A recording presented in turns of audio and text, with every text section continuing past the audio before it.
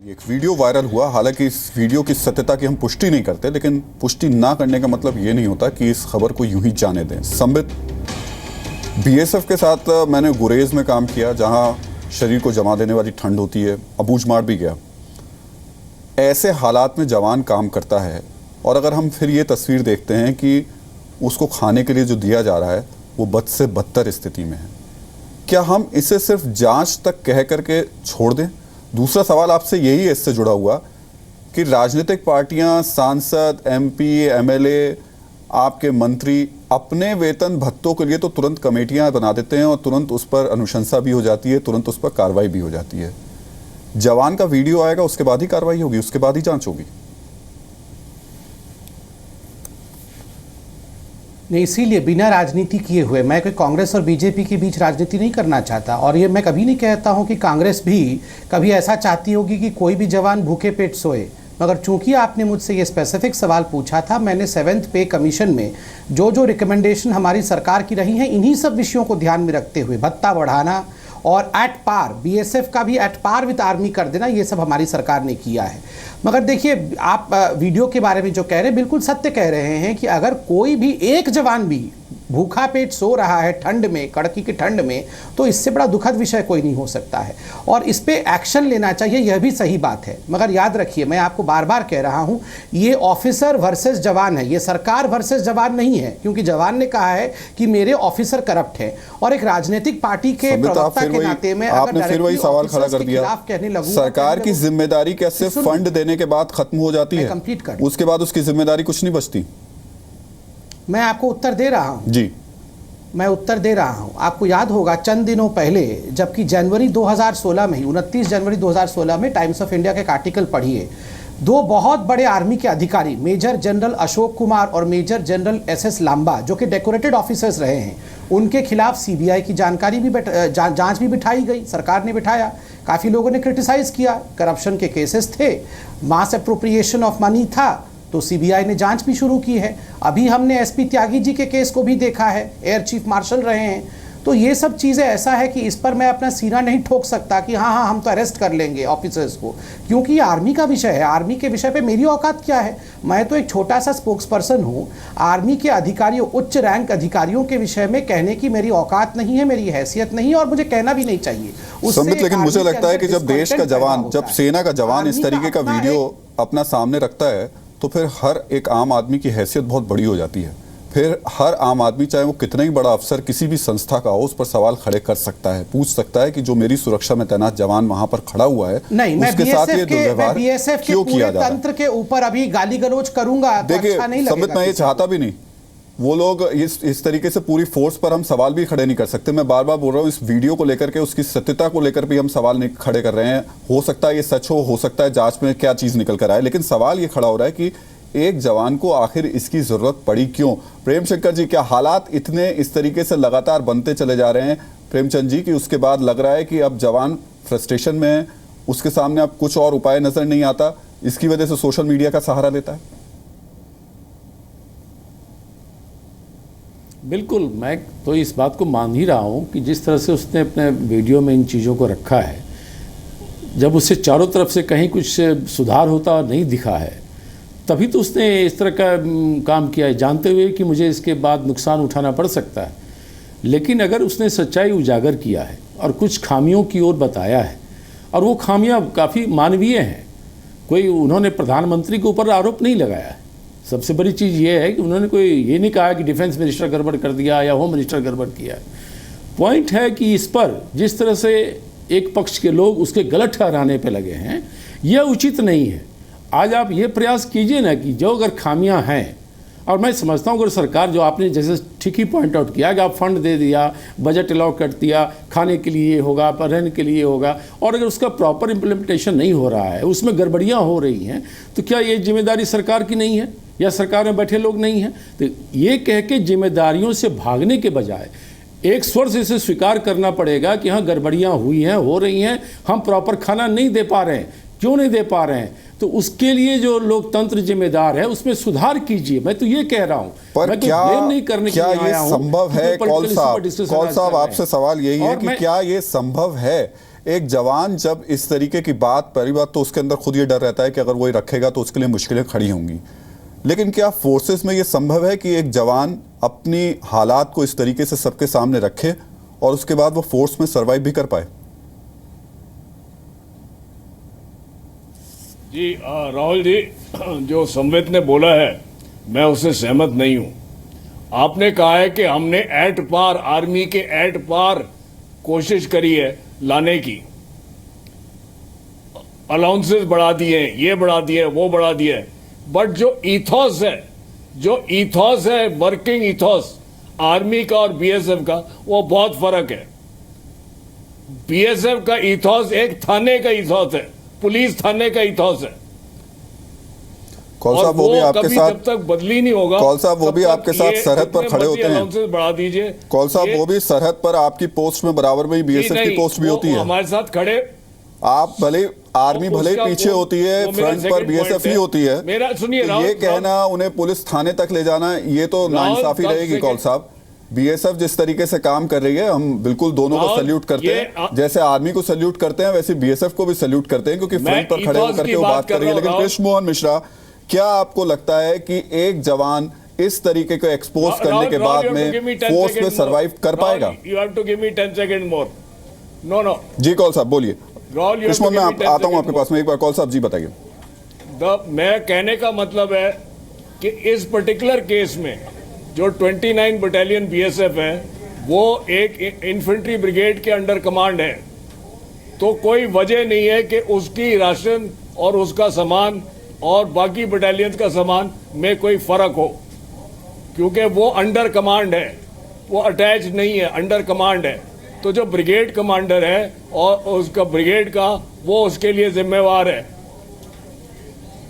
कृष्ण मोहन, थोड़ा सा ये नहीं होना चाहिए। अब ये कहाँ गड़बड़ हो रही है, वो एक इन्वेस्टिगेशन का बहुत बड़ा मुद्दा बनता है। राहुल, कृष्ण मोहन, सवाल मेरा यही है, पहला तो ये कि क्या ये जवान, ऐसा कोई भी जवान अगर इस तरीके की चीज़ों को उजागर करता है तो क्या उसका सरवाइव करना आसान होगा?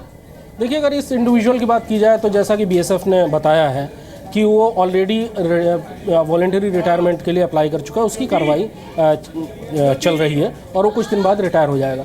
लेकिन जो सेना में भी और बीएसएफ में भी कंप्लेंट करने की एक व्यवस्था होती है, और वो जो चेन ऑफ कमांड होती है, थ्रू प्रॉपर चैनल वो कंप्लेंट कर सकता है, हर चीज़ की कंप्लेंट कर सकता है। और वो कंप्लेंट अगर एड्रेस नहीं की जाती, उस कंप्लेंट शिकायत पर अगर उसको मन मुताबिक कार्रवाई जैसे वो संतुष्ट नहीं है, तो वो हमेशा ऊपर जा सकता है। तो एक चेन होती है जिसमें वो कंप्लेंट कर सकता है और उसके बाद उसका रिड्रेसल किया जाता है। इस इंडिविजुअल की जो बात है वो मैंने अभी आपसे बता दी। चलिए, ये तो स्थिति है, लेकिन संबित सवाल अब यही खड़ा हो रहा है कि क्या इससे कोई सीख ली जाएगी? क्या अब सिर्फ जांच इस मामले तक रहेगी, या फिर कुछ ऐसा सरकार की तरफ से कदम उठाया जाएगा कि कम से कम एक मॉनिटरिंग कमेटी तैयार की जाए, जो देश के जवानों को खाना मिल रहा है, जो सरकार पैसा दे रही है, वो उन तक सही ढंग से पहुंच पा रहा है या नहीं पहुंच पा रहा है, इस दिशा में भी आगे बढ़ा जाए?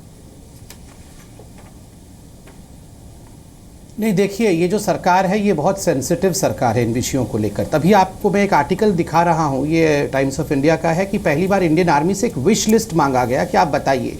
आपको याद होगा कि बुलेट प्रूफ जैकेट तक नहीं है हमारे जवानों के पास, तो 1.86 लाख बुलेट प्रूफ जैकेट पहली बार मंगाया गया। नाइट विजन डिवाइस वो भी पहली बार मंगाया गया है। जूतों का जो होता है सियाचिन इत्यादि में, जहां -50 डिग्री तक टेम्परेचर जाता था, पहले केवल -15 डिग्री तक संभाल पाती थी, अब उसका भी हमने प्रोविज़न किया है। सारे चीज़ का प्रोविज़न है, और बिल्कुल सच कहा आपने, ये मानवीय तस्वीरें हैं, इनको अनदेखा नहीं किया जा सकता है। जो भी इसके लिए दायी हैं, अगर ये सत्य है, जो भी दायी हैं, मैं यादव जी के क्रेडेंशियल्स पे कमेंट करना नहीं चाहता, ये बीएसएफ कर रही है, बीएसएफ पे मैं कुछ कमेंट नहीं करूंगा, मगर ये इन्वेस्टिगेशन हो रहा है। किसी आला अधिकारी पर भी मैं एक प्रवक्ता के नाते कुछ ज़्यादा नहीं कहना चाहूँगा। अगर आला अधिकारी जिम्मेदार हैं तो इन्वेस्टिगेशन से ये सामने आता है तो स्वाभाविक रूप से एक डिसिप्लिनरी कमेटी बीएसएफ की भी होती है, वो उसी अनुसार काम जरूर करेगा। सुमित, क्या कार्रवाई होगी ये तो खैर आगे निकल कर सामने आएगी, लेकिन प्रेमचंद जी, मैं ये सवाल पूछना नहीं चाह रहा था आपसे, क्योंकि आज का दिन ऐसा है, मुद्दा ऐसा है कि ऐसे सवाल पूछने नहीं चाहिए, लेकिन नहीं पूछूंगा तो बात अधूरी रह जाएगी। ये हकीकत है कि देश की सेना को लेकर के, देश की फोर्सेस के हालात को लेकर के तस्वीर पिछले 10-12 साल से सामने आती रही है। सेना के जूतों को लेकर के, सेना के खाने के सामान को लेकर के, उसमें स्कैम्स को लेकर के। क्यों शुरुआत से ही ऐसी मॉनिटरिंग, क्यों शुरुआत से ही ऐसी चीज़ें तैयार नहीं की गई?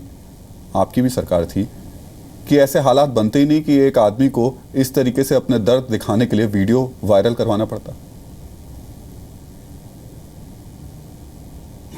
देखिए राहुल जी, आपके सवाल को लेकर मैं दो चीज़ कहना चाहता हूँ।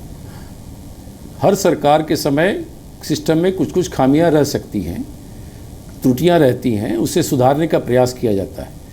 लेकिन आप बताइए, क्या जो आज का वीडियो वायरल हुआ है, जिस पर आज हम चर्चा कर रहे हैं, क्या ऐसा नहीं लगता है कि इस पूरे उद्देश्य को कहीं न कहीं डाइवर्ट करने की कोशिश की जा रही है?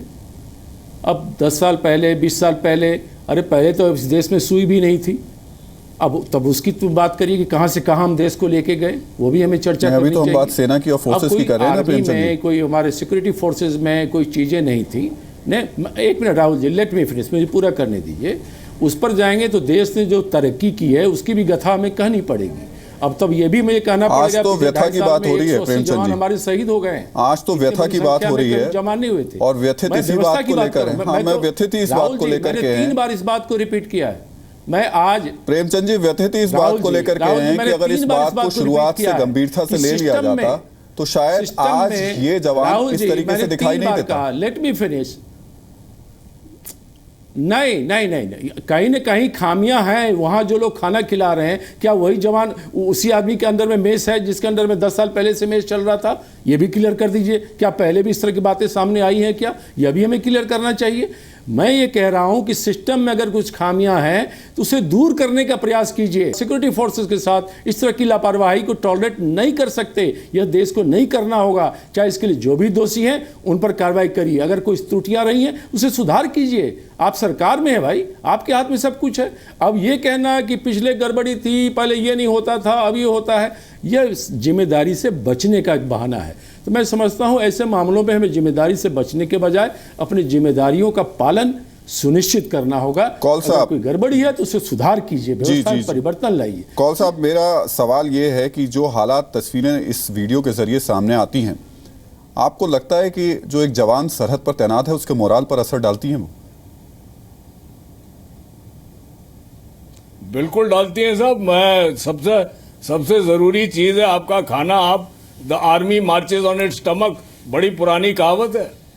और अगर आपकी स्टमक ही खाली है तो आप कौन सी लड़ाई लड़ने जाएंगे?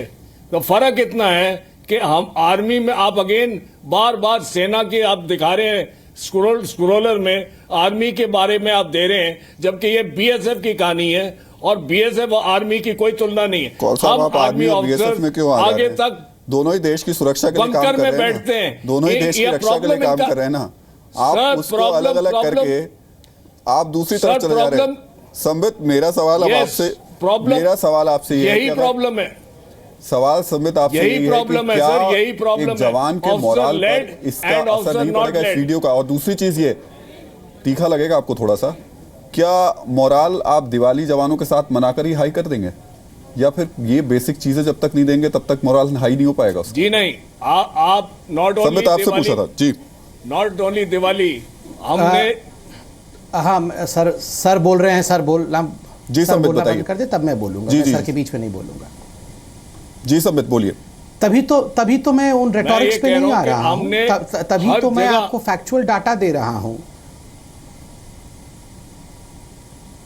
फैक्चुअल डाटा दिया मैंने कि आप देखिए जो माइन बिछाया जाता है, जिस जो ग्राउंड रियलिटी है, वो ग्राउंड रियलिटी को आप वहां से भाग नहीं सकते।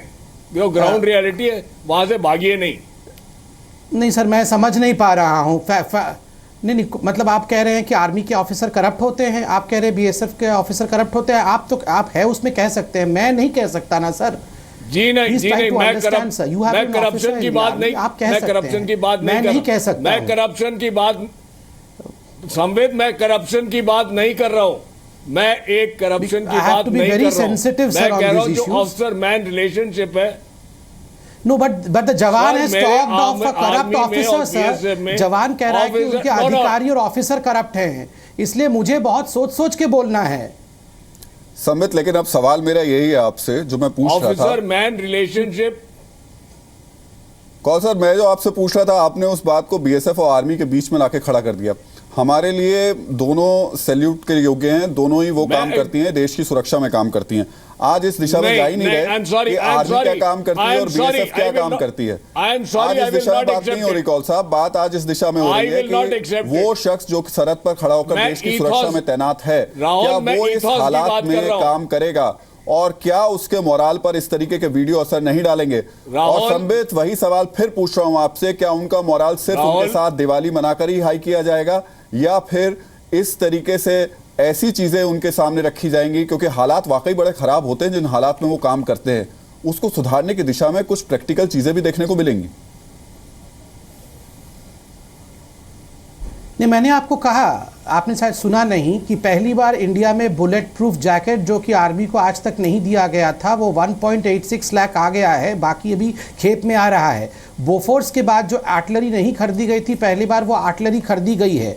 36 राफेल जेट प्लेन खरीदे गए खाली हैं, पेट ये सब जो कैसे माइन चलाएंगे? स्वीपर होता है, जिस माइन पे कदम रखते ही संबित, गाड़ियां खाली उड़ पेट ये जाती सब कैसे थी। चलाएंगे? लेकिन तो आपको लगता है हम लोग खाने नहीं भेज, अब लगता नहीं तो मैं फिर आपसे देखिए, बात जब आज आप बैठ यादव जी के करके, वीडियो को देखिए, अगर उन्होंने कहा लगता है कि नहीं सरकार तो फिर संबित आज आपके साथ नहीं, बैठकर मैं चर्चा आपसे क्यों एक कर बात रहे पूछूंगा राहुल जी, आप बीएसएफ के अध्यक्ष के खिलाफ बोल सकते हैं, मैं नहीं बोल सकता बीएसएफ के डीजी के खिलाफ।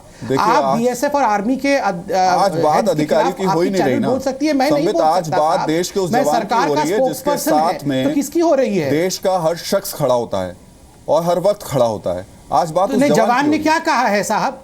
जवान ने कहा है कि मेरे ऑफिसर करप्ट हैं और जरूर हो भी सकते हैं, इसमें कोई दो मत नहीं है। तो उन ऑफिसर्स उससे पहले की जांच हो, भाजपा का प्रवक्ता कह दे कि बीएसएफ के अधिकारी करप्ट हैं, आप कह सकते हैं। मैं तो बिल्कुल ये नहीं कह रहा कि आप ये कहिए कि मगर मैं करप्ट बतौर है। पॉलिटिशियन संबित, मैं तो बिल्कुल नहीं कह रहा कि वो आप कहें कि करप्ट है, मैं तो सिर्फ आपसे ये तो मैं सुनना क्या चाह रहा हूं। मैं तो तो सिर्फ आप ये क्या जानना चाहते हैं, चाह मैं रहा क्या था कि कहूं? आप तो मुझे क्या तब से यही कहने के लिए क्या उकसा रहे आपकी हैं। तरफ से, आपकी सरकार की तरफ से कुछ ऐसे कड़े कदम उठाए जाएंगे जिससे आगे ऐसी चीजें ना हो? मैं तो सिर्फ ये सुनना चाह रहा था। बहरहाल, शो का वक्त अब खत्म हो गया है। बहुत बहुत शुक्रिया आप सभी का इस बहस में, इस चर्चा में शामिल होने के लिए।